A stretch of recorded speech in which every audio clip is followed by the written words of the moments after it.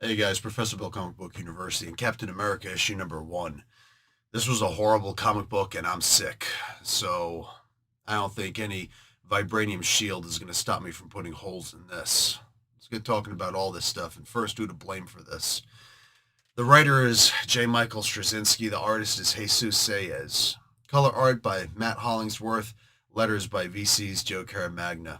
A whole bunch of variant covers out here, but Jesus, who did the cover, also did the comic. I really should have looked at this and just said right away this wasn't going to be good. But I really like Captain America. And that's how come I can say, beyond the shadow of a doubt, that I hate this comic book. I genuinely hate this. This is painful. This is horrible. This actually makes me a little angry. It puts a little venom in my blood, considering I'm so sick right now. Kind of filling me full of vigor. Hell, I think if I read this comic book a couple more times, I might just burn the sickness right out of me. That's how pissed off I am reading this hot mess dumpster fire. Matt Hollingsworth did the colors, and he did a really fine job on the colors. Unfortunately, the palette he had to work with was garbage. But he made the comic book feel old when it needed to feel old and feel new when it needed to feel new. I like the shadows on it. I really like the job that he did. Jesus Sayas, this is the worst crap I've seen this guy do ever in my life. I swear to God, every single character in here looked like a freaking Minecraft character with the right angles filed off. And the best example of that, of the horriblest drawn character in here, was Captain America in his costume. This was a mess. I swear to God, I've got kids that could do better. And you think I'm joking? I'm not. And if Marvel's thinking about hiring them, you can't. Because then you're not going to pay my kids garbage to do good jobs. It's no wonder we get such horrible artists every so often. And I don't feel bad for saying that about Jesus Sayez, because I've seen him do better. I think he's got that JR technique going down now where he's like, you know what, I'm not getting paid to do a good job. So I'm just getting paid to do a job. So here you go. Here's some Minecraft sans the right angles crap. And that's really all that we're getting in this. The biggest criminal in here is Jan Michael Straczynski. This is the worst I've ever seen this man do in my entire life, in his entire career. This is the worst thing I've ever seen this guy do. We start off with some crappy transformer in the beginning of this. Remember Ravage from the Transformers? This big wolf climbing up this. That's what it kind of looks like, is just Ravage, this big cat. But it's this big wolf metal climbing up the side of the freaking this building. And you think it's going to go and start biting the bad guys, but it can't, because if it does, I mean, the crater is right in the middle of the mouth of this thing. So if he bites something, he's going to get it all over him, like in the destruction and the shrapnel and all that stuff. This was stupid. Guy climbs up the side of the building. This guy's able to build this gigantic freaking transformer. And he's up there talking about, hey man, you stole my wife and you stole all my money. Guy stole your wife? Let me get this straight. Somebody stole your wife? Well, first off, she's trash. And that guy's trash also. Who steals another man's wife? I'm sorry, what woman on the face of this planet is so exotic, so wonderful, that you gotta steal used goods from another man? This guy deserves to die. Oh, and he does die. Captain America kills him, murders him dead. Because Captain America goes flying on his motorcycle from one building into another building like it's freaking Top Gun sans the wings, sans the good art, crashes into the other building, starts flying past all the mailroom clerks and the pencil pushers and the paper shufflers, you know, all the people whose hopes and dreams went up in smoke. Goes flying right past them, probably kills a couple on the way there, and crashes his motorcycle right into the mouth of this big freaking wolf. There's no way this guy didn't die. Oh, don't bring me up in issue 5 where the guy comes back. Because no, he's dead. That's going to be his twin brother, at best. Captain America probably killed himself in the act of this, and good. Because as far as I'm concerned, Captain America, my favorite superhero, is freaking dead at this point. Because we've had horrible Captain America comic books for the past years, for more than half a decade at this point. We had one, the previous one, that was good up until the first couple issues. After that, it did a complete 180 and went into pure, I don't know what the word is for it. I've never seen a book go from, wow, this is amazing, I can't wait for the next issue, to, oh my God, why did they ever make this comic book run? And in this one, this isn't much better. So Cap goes home, and apparently in the previous run, Cap had a hole put in his wall. And apparently Captain America, a guy, mind you, who was born in the 30s, right? A guy who was born, he's a silent generation. After that came the boomers. After that came my generation, the Gen X's. We're the last people who knew and actually practiced going into our father's garages and stealing nails and wood so we can make ramps, so we can ride our bikes off of them. Hey, I said that we were really good at building things. I didn't say we were smart about about the application of what we were going to do with those creations. We were dumber than dog crap when we were kids, but man, we were industrious. We could fix a freaking hole in the wall. We could patch a hole. We could get a little plaster, a little bit of wood. I thought Captain America could do the same thing. You see it on the next couple of pages, but at first he just goes in, hey, I'm going to need the holes patched inside of the thing. Captain America wouldn't do that. Captain America wouldn't do that. That's crap. You go up and start begging the landlord, hey, can you go and fix the thing that it's my fault that it happened? Can you do? No, that's not the way apartments even work. It doesn't happen. Bunch of freaking yokels running around here. So some old chick with no hair comes up and starts, feeding him carbs, and Captain America's like, okay, I'll take carbs. Why would Captain America stuff carbs in his face like that? He knows that proteins and lipids are where it's at. Nobody needs the cheap carbs. I just don't see him doing that. Beers is the worst he's ever done. And even then he paid for it, right? Worked it off. This freaking guy, I swear to God. So he sits there and starts giving his life story to this chick who's coming up and giving him 2 trays full of carbs. And she starts talking about this guy who lives down in a van with his family. Oh, this is fun. No, this is really fun. I'm actually enjoying this. Note the sarcasm, the Jersey sarcasm in my voice. So he starts talking about how, his father died when he was younger and blah, blah, blah, blah, blah. Anyway, all these sob stories about when he was younger, but at the end of the day, it worked out because he starts talking about how he busted his ass and he worked really hard. His dad was gone. Now eventually his mom was gone. So this guy's running around. He's walking dogs. He's taking out the trash for people. He's, what's he doing? He's freaking, all these different things, all these odd jobs and whatnot. He's blowing up balloons for kids and making little, whatever the hell he's doing. He's doing a bunch of odd work for people, washing cars, right? In order to build up some money so that he can get an apartment someplace cheap, to have someplace to live. So Captain America's showing that he was a hard worker, industrious, even as a kid. Then he's going to go to this guy who's a bum. Here's this dude, and here's his wife is off working, I guess. I don't know, doing something. Maybe she's sleeping with somebody else, trying to sleep with an actual winner. And this guy's living in his van. He's got his kid in the van with him. It's broad daylight. This guy's not knocking on doors. This guy's not filling out applications. This guy's just a bum. Sitting in a freaking van being a bum, doing nothing. And Captain America goes up and offers him a job. Look, I get it. Some people might be like, well, you know what? No, stop. Because I didn't say I was done with this guy. Here's the worst part. When Cap goes and offers this guy a job, he says, oh yeah, I know. That short-haired fattish chick who you spilled your whole life story to, she told me that you bought this apartment building and that it needs work. The part you're supposed to say is, wait, and he didn't go up and ask Cap for a job?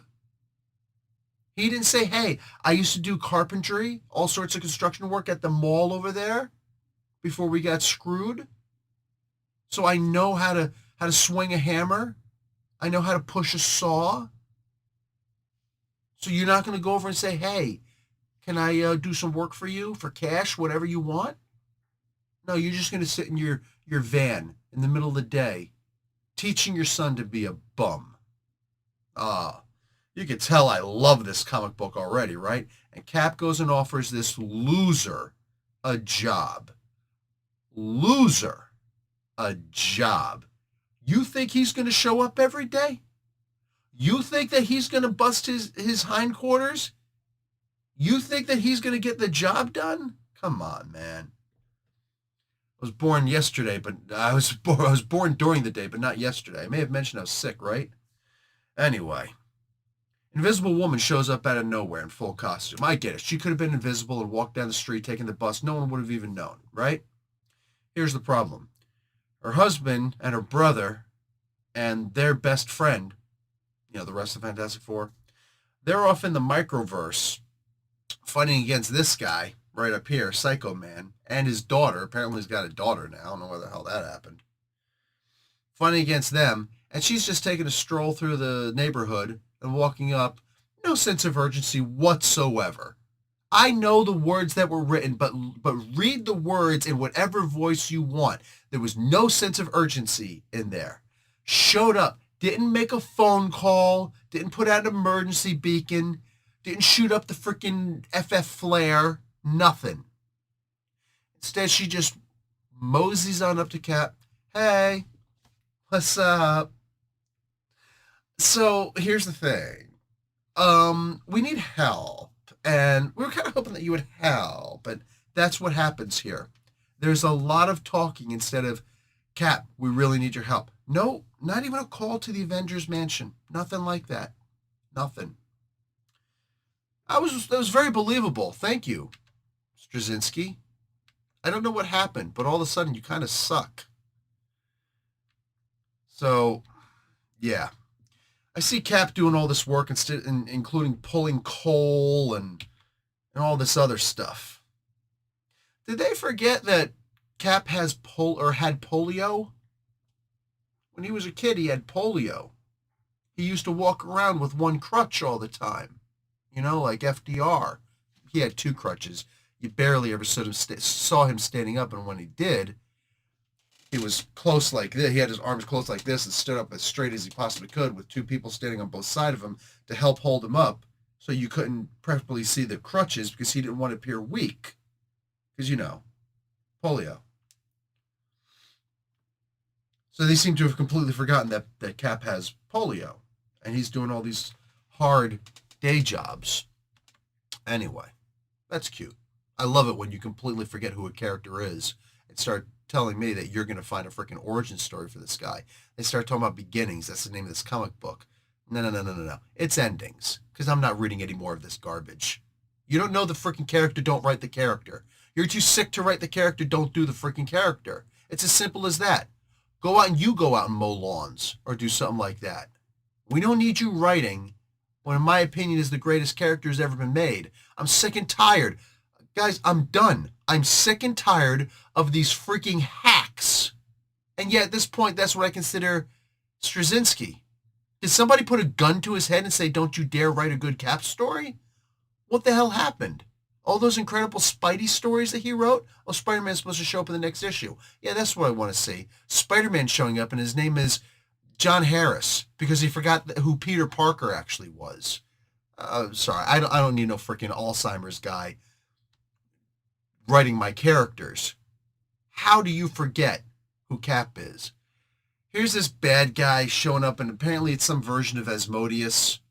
What do they call him here? Asmodee or something like that. I don't give a crap. I saw this ending coming from a mile away. I saw this coming from so far away. It was so obvious what was going to happen here. Dude shows up in Bangkok, starts talking to this freaking chick, explains how he completely cut her off from escape. Which, I'm sorry, I'm a big guy. And if somebody shows up and knows who I am and says, yeah, I know you had a plane ticket booked here and guards here and all these different things, but I picked them all off and they're all done. I don't care. If I was twice as big as I already am, I'd be a little nervous. I'd be a little cautious about my next words. And she's not trying to bluff it. No, it was just written that poorly. She's just like, well, I don't work for just anybody. So he says, well, allow me to explain all this stuff so you can see how genius this plan is, and then you'll want to work for me. She says, okay, lay it on me. One panel later, one silent panel later, she says, oh my God, I am so in. I've got to know, blah, blah, blah, blah, blah, blah. Which I think is supposed to make the rest of us go, oh my God, what was the plan of the day? I could give a rat's ass. This is stupid. The whole comic book, dude, you had, what is this, a 36-page comic? You had 36 pages? You had a comic and a half? You had almost 2 comics worth of comic to tell us a story, and this is what you give us? This is what you put in my hands? You actually had the nerve to put a price tag on this? So Cap decides to go off and do this thing, whatever, blah, blah, blah, blah, blah. He's thinking about getting some food, but instead he's going to go the Tiger Mom approach and just not eat. Makes sense, except the part where it doesn't. But somebody says, hey, they're giving some free food over there. It's like, oh, you're on the level? I'm thinking he's going to get pickpocketed. Because I'm thinking the only thing that can actually make this story interesting, because they're obviously going for some big surprise on this. The only thing that make this interesting is if he got pickpocketed and make me hate some dude, whatever. But then you come to find out that, because now think about this. I just want you to stop and think about this for a second. I just came up with this in my mind. You got this bad guy who could take your body at any moment.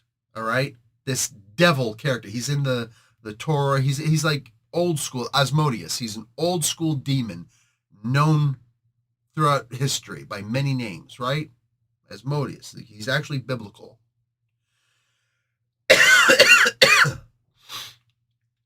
Takes over a bunch of different people's bodies, like Fallen and a bunch of other different movies, and he's evil, and he's going to do some bad things to some people. Right?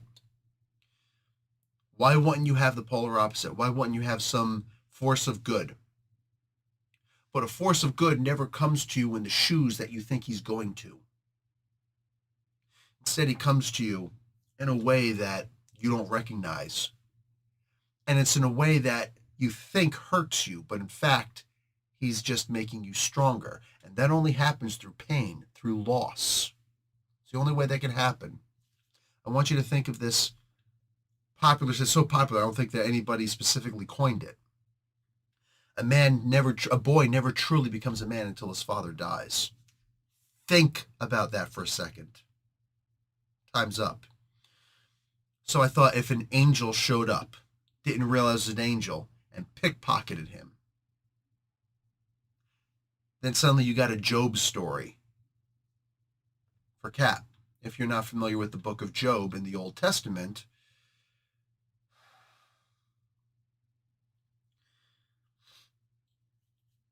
yeah. So that would have, in my opinion, that would have made an amazing story. Instead, what we get is something else, predicated, almost predatory on the idea that the educational system has laxed really, really badly. Even before I started going to school. Because there are boomers who got a better education than me. Silent generations who got a better education than them. I still got a damn good education, and it gave me enough curiosity, intellectual curiosity, to look into more things. Nowadays, you got a bunch of kids who think that they know everything, but they don't know jack from shit.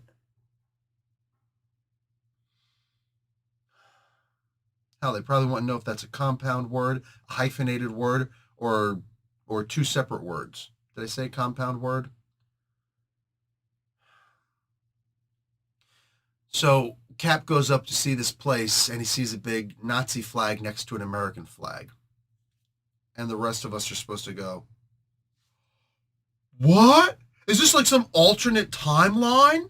And just the right amount of words were put in here that if you were intellectually curious, you would go and look up the Nazi American or American Nazi Bunds, Bunds, if it's plural. And you say, these things actually existed in America? Yeah, in fact, one of the biggest ones was in New Jersey. I know this history. And I'm gonna actually blow your mind right now. Knowing how much I despise Nazis, knowing how if I met someone who said, I'm a full-blown Nazi, it's worth going to jail to pound the living shit out of this person if I genuinely believe he's a Nazi. And I'm going to tell you those American Nazi buns weren't that bad. I know, right? What do you mean, Bill? During World War One, yes, I'm going to the previous World War. During World War One, the United States of America, Americans didn't know if they should join the side of the Germans or the rest of the world, right? Because the Germans, they were actually trying to be cool to the British Empire. They saw the British Empire had this huge navy, and they said, well, I'm going to build a cool navy too.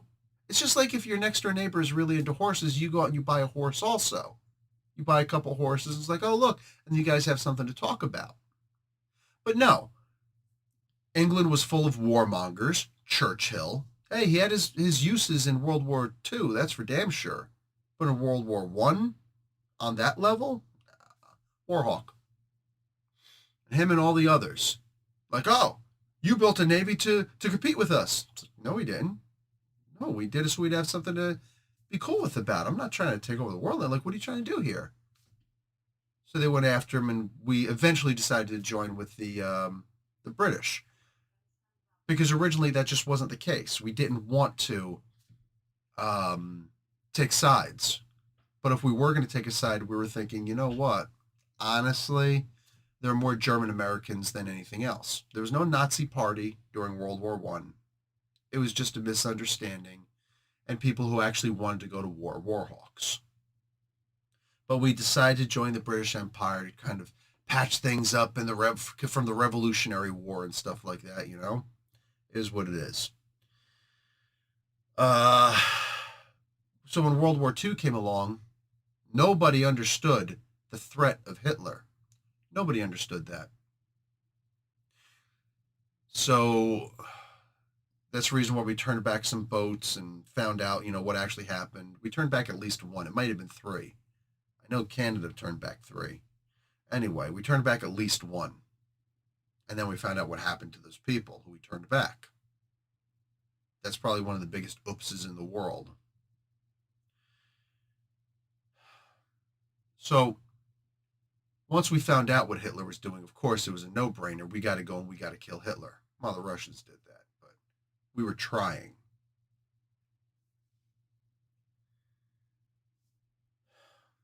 But before that, there were a bunch of people who, also not knowing what Hitler was all about, they tried to bring together this idea of the swastika and all this stuff to America also. Yeah, there was some recruiting going on. They were trying to see who they could get together and whatnot. Once we realized what that was all about, that crap got shut down real quick.